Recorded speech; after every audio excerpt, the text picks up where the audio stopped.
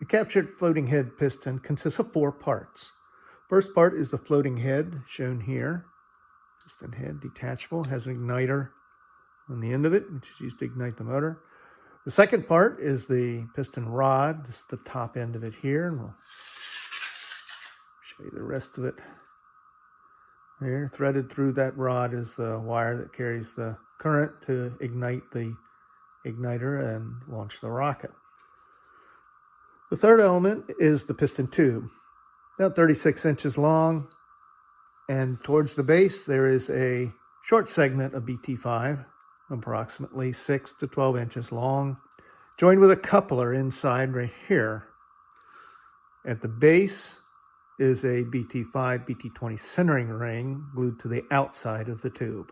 The fourth major element is the capture tube itself. In this case, it's a BT20 tube. Mounted in the very top of the tube is another BT5, BT20 centering ring. That centering ring has been peeled out, so it's not a small interior diameter as it normally would be. It fits very loosely on a BT5. Also at the top, there's a vent hole right here. Just a hole punched in the top to vent any gases that might be compressed as the piston actuates.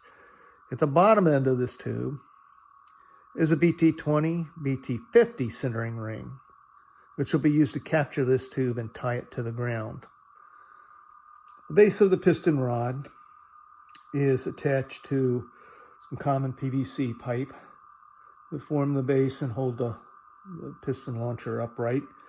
The key to this captured tube is the repurposed water bottle, shown right here.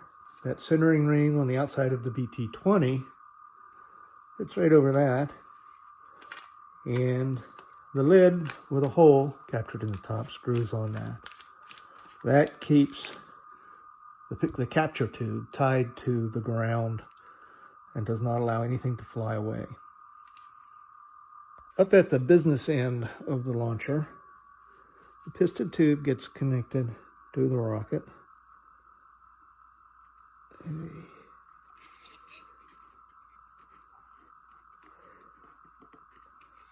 rocket is slid down over to seat on that igniter. Upon ignition, the rocket pressurizes the tube. Piston is still sitting down here. When the tube gets as far as that coupler mounted interior to it, it picks up the piston right there. The tube can no longer expand, and the piston tube begins to pressurize. At a certain point, it pops the motor off the top, and a rocket is on its way.